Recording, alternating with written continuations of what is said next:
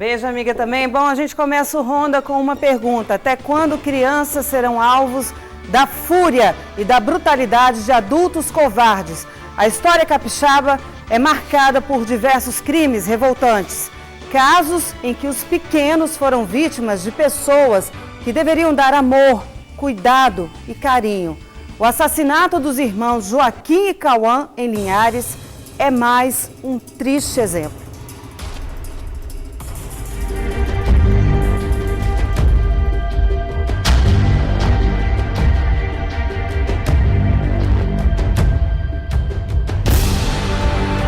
O assassinato dos irmãos Cauã Salles, de 6 anos, e Joaquim Salles, de 3, entrou no ranking dos crimes bárbaros que chocaram os capixabas. As investigações apontaram que o pastor Jorge Alves, pai de uma das crianças e padrasto da outra, estuprou, espancou e matou os meninos. Os irmãos foram colocados na cama e o quarto incendiado. A dinâmica do crime foi esclarecida pela polícia após um exaustivo trabalho de investigação. Jorge Alves está preso desde o final do mês passado, no Centro de Detenção Provisória em Viana. Ele deve ser transferido para o presídio de Xuri, em Vila Velha. Até as autoridades ficaram chocadas com tamanha brutalidade.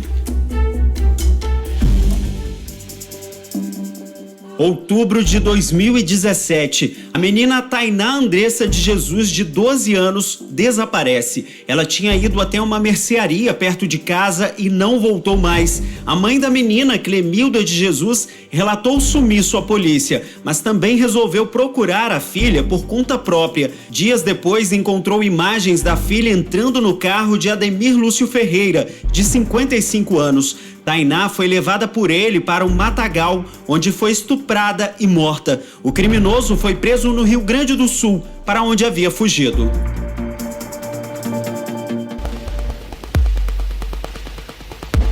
Maio de 2017, a pequena Fabiana Isadora deu entrada no pronto atendimento de Alto Laje, em Cariacica, com lesões na cabeça. Devido ao estado grave, foi transferida para um hospital e acabou morrendo. A menina também tinha cicatrizes de mordidas pelo corpo. Exames mostraram que Fabiana foi vítima de violência sexual. O padrasto da menina foi preso numa caçamba de lixo e confessou o crime.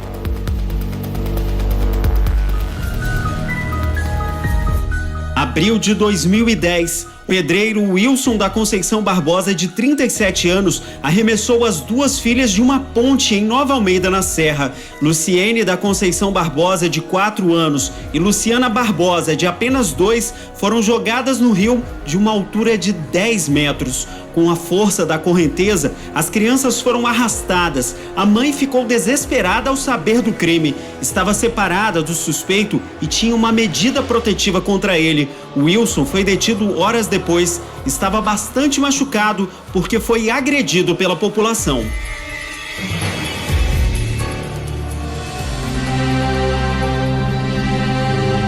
Maio do ano 2000. O comerciante Marcos Itiberê Caiado matou os 2 filhos. As crianças de 9 e 7 anos foram sequestradas por ele e levadas para o apartamento do pai no centro de Vila Velha. Dias depois foram espancadas e mortas a tiros. Itiberê enrolou os corpos das crianças num cobertor, colocou dentro de um armário e lacrou o local com cimento. Os corpos só foram encontrados pelo avô 11 dias depois do crime.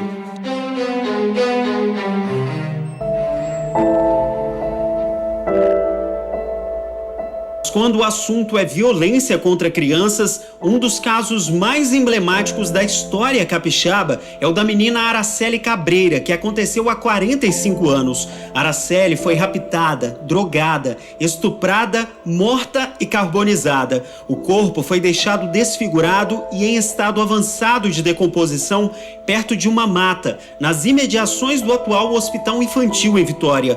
Os suspeitos, membros de famílias tradicionais e influentes do Espírito Santo, foram julgados e condenados, mas recorreram da decisão e acabaram absolvidos sob a alegação de falta de provas. A data do crime, 18 de maio, ficou marcada como Dia Nacional de Combate ao Abuso e à Exploração Sexual de Crianças e Adolescentes.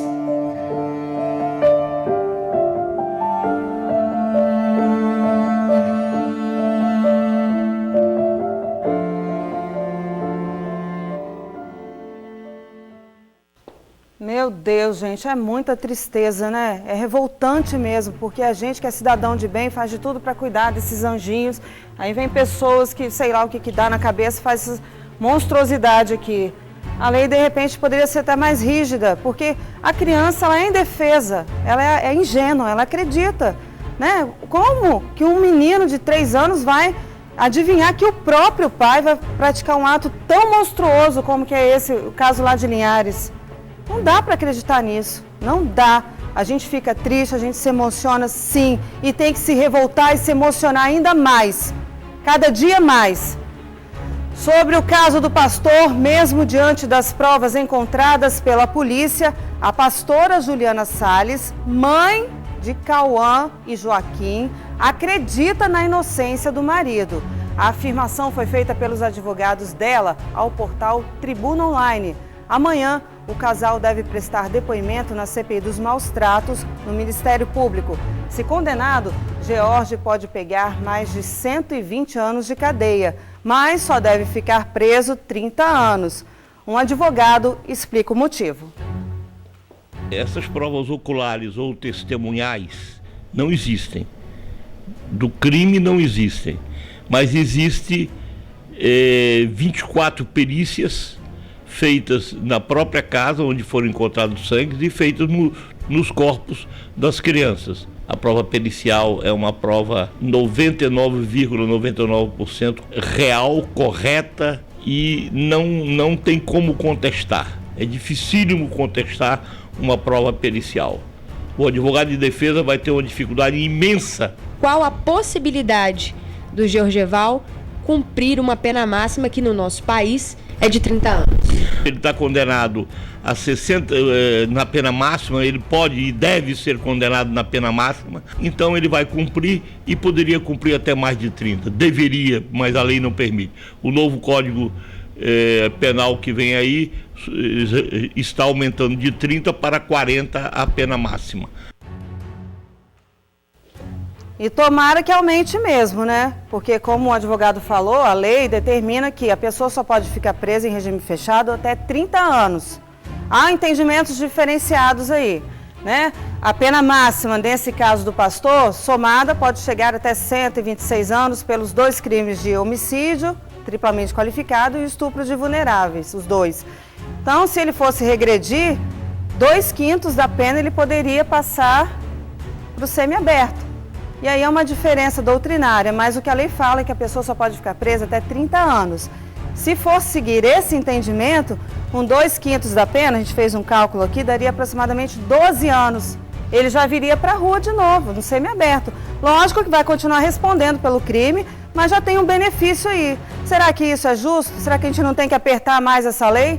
Como que um cara que comete um crime desse vai pagar, teoricamente, igual a outros? A gente não está aqui defendendo crime nenhum, mas eu acho que tem que haver uma mudança, né? E tem que ter essa reforma mesmo no Código Penal, de processo penal também. Bom, quais serão os próximos rumos dessa investigação? Existe alguma dúvida a ser esclarecida? Nós convidamos aqui o secretário de Segurança do Estado, Nilton Rodrigues. Boa tarde, doutor. Boa tarde. Tudo jóia? Tudo bem. E nós vamos bater um bate-papo aqui com ele, fazer um bate-papo, né, secretário? Porque as pessoas ainda têm dúvidas sobre esse caso do pastor. Foram muitas perícias. Ainda há algumas a serem concluídas? Não. Todas as perícias foram realizadas, todo o trabalho investigativo foi feito e concluído. O que falta agora são detalhes formais dentro do inquérito policial, né? A finalização de detalhes no relatório, para que semana que vem a Polícia Civil, os delegados da Regional de Linhares, possam encaminhar o inquérito ao Ministério Público local. Agora, uma pergunta que todo mundo faz na rua é que teve uma outra filha do casal que infelizmente morreu. A polícia tem alguma possibilidade de fazer exumação do corpo dessa menina? Alguma suspeita de algum crime em relação a ela também? Nenhuma suspeita. Nós estamos focados no que aconteceu naquela noite trágica do dia 21 do mês passado. Não foi feito nenhum pedido e não temos elementos que justifiquem retornar agora com uma investigação. Não tem elementos agora, mas se por acaso aparecer... Se surgir, se termos alguma informação, né, logicamente que nós vamos fazer a investigação diante de uma informação. Agora, relacionado à mãe dessas crianças, né? Gostaria que o senhor confirmasse. Ela não tem envolvimento nenhum? Não tem envolvimento algum.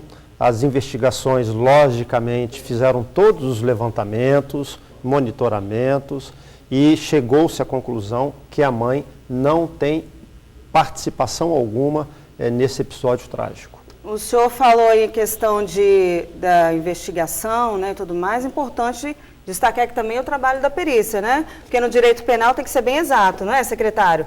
Comprovou, se não comprovou, infelizmente a lei fala no indúbio pro réu, que é a favor do réu.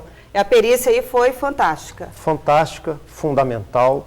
A perícia produziu laudos esclarecedores e determinantes. Não há dúvida do que aconteceu. Esses 31 dias que nós trabalhamos foram 31 dias dedicados a se buscar a verdade. Né? Todos querendo um posicionamento da polícia, querendo uma informação, só que a polícia tem que ter o tempo dela para trabalhar. Nós precisamos do nosso tempo para que a gente consiga transformar a investigação em algo real, comprovado. E isso foi feito com as provas testemunhais, isso foi feito com as perícias. Uma das perícias detectou um material nas crianças proveniente do sêmen, né, que é o PSA, na cavidade anal das duas crianças. Outro exame pericial detectou a presença de sangue em outros cômodos da casa. Então aí nós já temos um abuso e um espancamento. E outra perícia, dessa vez a perícia de incêndio, detectou que aquele incêndio foi provocado por ação humana com utilização de agente acelerador. O que é agente acelerador? É combustível. Sim. Né? Foi usado o agente acelerador justamente no local onde as crianças estavam deitadas. É muito triste, né, secretária? Eu vou pedir para o senhor continuar aqui com a gente, que nós vamos falar agora que geralmente nesses crimes bárbaros, como esse, né, do pastor, é comum o suspeito ser chamado de psicopata.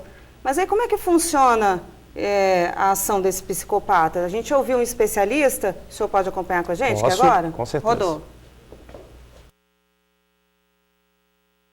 Psicopatas geralmente são pessoas que veem o mundo como a seu dispor. Eles têm um funcionamento um pouco diferente da maioria das pessoas e, na verdade, o essencial é que os outros, para um psicopata, servem apenas para satisfazer o seu desejo. São pessoas que aparentemente podem parecer pessoas normais, elas podem conviver em sociedade, podem ter emprego, ser pessoas até bem-sucedidas, mas que por trás dessa máscara de aparente normalidade são pessoas que escondem impulsos violentos, são pessoas que podem ser capazes de qualquer coisa para satisfazer os seus desejos ou para obter alguma satisfação transitória ou até mesmo algum poder. Essas pessoas, elas fazem tudo como bem entendem, usam as pessoas e enganam as pessoas sem sentir culpa ou remorso. Do ponto de vista médico, algo muito importante que precisa ser dito é que essas pessoas elas não são consideradas doentes mentais. Por mais que possam estar envolvidas em crimes de brutalidade ou de violência, não é possível chamá-las de doentes.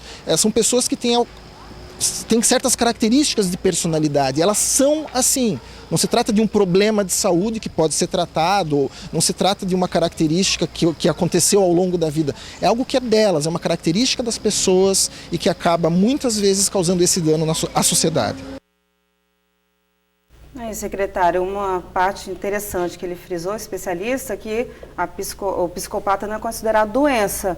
Isso é importante até na hora do julgamento na área penal, né? Com certeza, ele responde pelos seus atos. Isso. Agora, a nossa legislação ela tem que ser atualizada.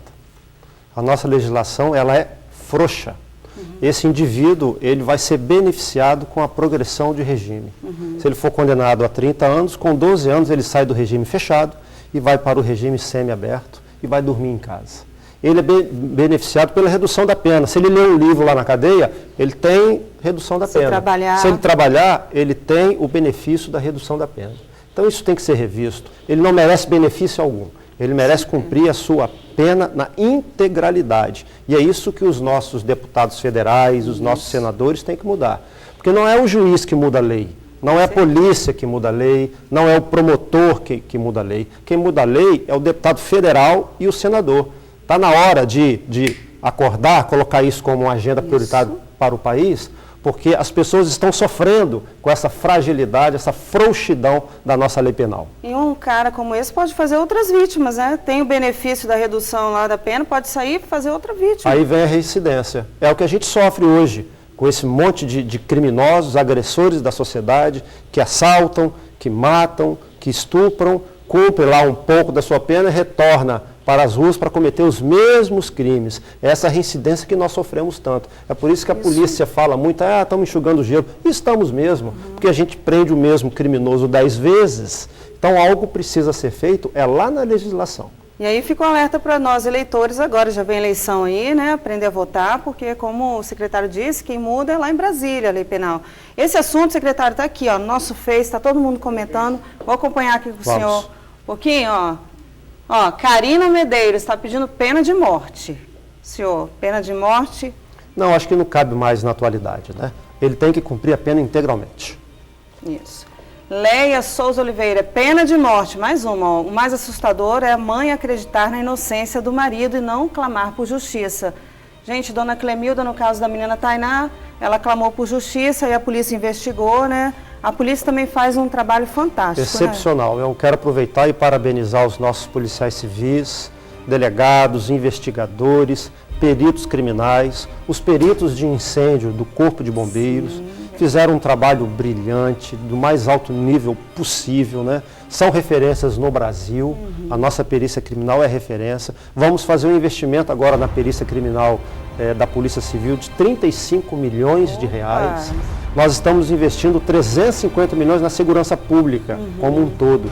É o maior investimento da história do Espírito Santo em segurança pública. Para a perícia criminal, nós estamos destinando 35 milhões para melhorar a infraestrutura, reaparelhar, a fim de que os nossos peritos tenham melhores condições de trabalho. Profissionais qualificados a gente tem aqui no Já estado, temos. Né? Temos que melhorar a infraestrutura. Isso aí, ó. Rosângela Rafa Laiza, estou muito triste com esse episódio que abalou a todos e que ele apodreça na cadeia. Apodrecer, a gente sabe que não vai dar, né, secretário? A lei infelizmente ele vai ser beneficiado, né, pela progressão de regime, pelo abatimento da pena porque trabalhou um pouquinho lá, e isso é inadmissível. A gente tem que mudar, realmente. Tem que mudar. Obrigada, tá, secretário, pela participação aqui no Ronda. Bom trabalho para você. Um abraço. O Ronda faz um intervalo, mas a gente volta rapidinho, tá? Não saia daí. Estamos de volta e eu quero saber, já mandou o seu flagrante ou o seu vídeo pra gente? Sua participação é muito importante, viu? É só correr lá no Instagram e procurar o @RondaGeral. Você ainda concorre a um par de alianças, hein? O sorteio é nesta sexta. Se preferir, tem também o nosso Face, o endereço é o facebook.com/RondaGeral. Deixa lá seu recadinho que daqui a pouco a gente vai ler mais os comentários. Tem também o nosso WhatsApp, você pode mandar aí sua sugestão de matéria. Anote o número 99622 7047. 99622 7047. Eu conto com a sua participação, tá bom? O assunto agora é o protesto feito pelos caminhoneiros. A categoria está revoltada com o preço dos combustíveis, um problema que afeta tudo. Alimentos ficam mais caros, afeta o transporte público. Veja só. A insatisfação tem nome e sobrenome: o preço elevado dos combustíveis. Porque é um absurdo nós pagarmos pelos roubos do presidente, dos deputados, dos senadores, dos vereadores, dos prefeitos. Isso é um absurdo. Nós estamos lutando pelo direito nosso e dos produtores, dos caminhoneiros. Agora, segunda-feira, sim, quando vier massacrar o produtor, aí será uma briga da população, dos produtores contra o governo do estado. Quarto dia de paralisação dos caminhoneiros teve como reflexo o fechamento dos portões da Ceasa em Cariacica. Os produtores rurais não entram e não saem, ou seja, os alimentos até chegam, mas não passam pelo portão. Mas ó, a gente mexe, pula de um lado, pula de outro, mas não tem jeito. Só que o problema é que a gente ganha 100 reais, 50 o caminhão come e vai embora. Aí como é que paga as contas no outro dia? Aí vai investir na roça, faz tudo barato. Os acessos à Ceasa foram fechados no início da noite de ontem. E para não sair no prejuízo, muitos produtores rurais estão aqui, ó, do lado de fora, comercializando a mercadoria. Para ver se o prejuízo não seja total, pelo menos vender um pouquinho para amenizar o prejuízo, na verdade. Reunimos aí, ficamos aqui, quem entrou para dentro não sai, perderam os mercados, estão perdendo também lá dentro, não consegue. Nós estamos aqui vendendo aqui, chega um, chega outro. E vão descarregando o carro devagar aí por causa da mercadoria, senão acaba perdendo ela. Em um dos portões laterais foi armada até uma churrasqueira. Vamos fechar tudo também, ninguém entra, ninguém sai, os produtores também estão ao nosso lado aqui, nós estamos junto com eles e vamos fechar tudo, tudo. Aqui ninguém entra, ninguém sai com mercadoria. E todos estão com nós, enquanto não baixar o preço do combustível, não vai ter como a gente sair daqui, não vão arraiar o pé. Nesta manhã não foi só na Ceasa que teve problema. O protesto dos caminhoneiros afeta diretamente a todos. E no quarto dia de paralisação dos caminhoneiros, a imagem que se tem, ó, é essa. Fila de veículos para abastecer. Tem até um rapaz do posto aqui, ó, organizando essa fila. Puxando a fila aqui, tá feio o negócio. Agora, tem combustível aí para quanto tempo? Pai, não sei. Mas tá a procura tá acabando. Tá acabando. Muitos que enfrentam a fila aproveitam para encher o tanque. Eu vim de Jardim Cambori agora, passei em 2 postos, tava R$5. R$5 já chegou? R$5 chegou. Eu vim de Jardim Cambori para cá, para que tá 4,27, o tá mantendo o preço. É complicado, né, gente? Porque as coisas aumentam, o salário do trabalhador não acompanha, aí a gente vai para a rua protestar de forma pacífica. O senhor que falou que já tem gasolina R$5, a gente já tem notícias de que em alguns postos, R$9 o litro da gasolina. Então, assim, o que o trabalhador faz? Deveria rever. Não sei, os políticos têm que rever, olhar mais pelo lado do povo mais pobre, né? Mais, que depende mais disso. Cria aí um tumulto, olha como é que está o posto de gasolina. A gente vem aí andando na rua, vê fila em tudo quanto é lugar. Quer dizer, cria um desespero. Aí lá no início da matéria, o trabalhador, o lavrador, que já luta com dificuldade, né? Depende de tempo, de tudo, para ter um pouquinho, aí sofre também. Realmente é desesperador, é difícil.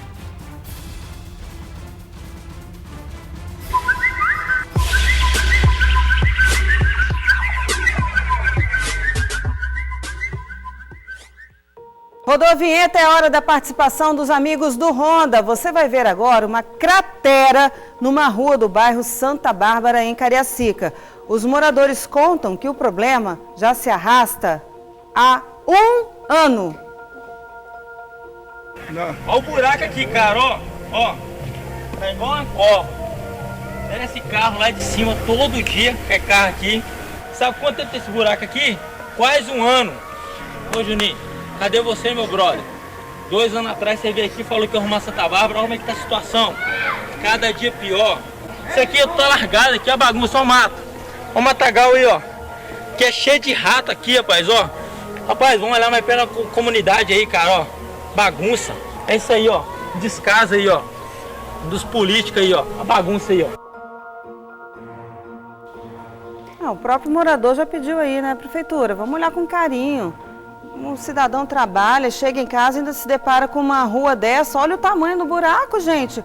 O cara coube dentro inteiro lá. A pessoa, se cai uma criança ali, um idoso com algum problema, vai sofrer um ferimento grave. E aí, vai lotar pronto atendimento, vai para o hospital. Aí vira uma bola de neve, né? Por causa de um buraco que poderia ser tapado e não foi feita a prevenção, pode gerar um problema maior. Olha, a prefeitura informou que vai enviar uma equipe para analisar o problema e adotar as ações cabíveis aqui. A gente espera que seja ainda hoje, né? A gente faz um rápido intervalo, mas já eu volto. É bem rapidinho, não sai daí, tá bom? Estamos de volta e você vai ver agora uma imagem impressionante. Um bandido em fuga sofreu um acidente de carro, mas não é um mero acidente não, tá? Olha aí, flagrante no nosso Olho Vivo.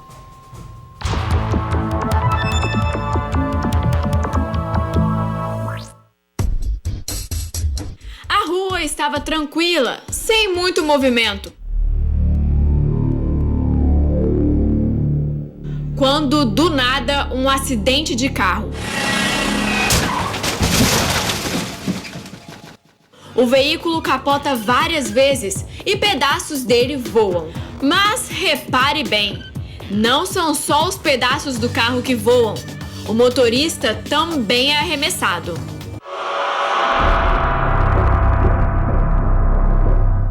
O homem-pássaro, na verdade, era um bandido que estava fugindo da polícia. Apesar da gravidade do acidente e o criminoso cair com tudo no telhado, acredite, ele teve apenas ferimentos leves. O acidente aconteceu no Paraná e deixa aqui um dito popular: vaso ruim não quebra, né?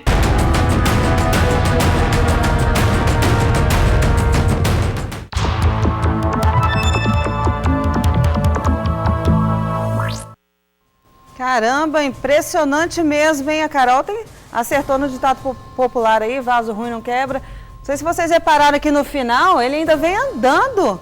Voou lá no telhado. Cena de filme, o carro capota várias vezes. Olha lá, foi lá no telhado, no final aqui dá pra ver ele vem andando normal, meio cambaleando assim. Impressionante, realmente. Bom, vamos saber agora de novo o que o pessoal está comentando no Facebook. Vamos lá? Karina Medeiros, o Brasil deveria ter mais lei. Revoltante isso com nossas crianças. Concordo com você, Karina. Muito revoltante e triste, realmente. Mariene Vasconcelos, boa tarde, Marcele.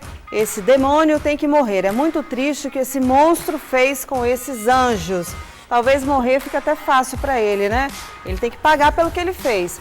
Jaqueline Barbosa, pena de morte. Leia Lamego, pena de morte. Graziele Francisco Vieira, pena de morte.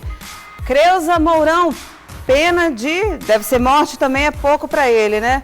Bom, a pena de morte tem várias discussões. Enfim, ele tem que pagar pelo que ele fez e pagar com rigidez, para que sirva de exemplo, para que ninguém mais faça isso com criança nenhuma. Aliás, com ninguém. Enfim, o Ronda Geral fica por aqui, agora tem Rossini Macedo, logo mais às 7h20 da noite, o nosso Lorde George Beat. Amanhã a gente se encontra novamente, tá bom? Beijão, fica com Deus.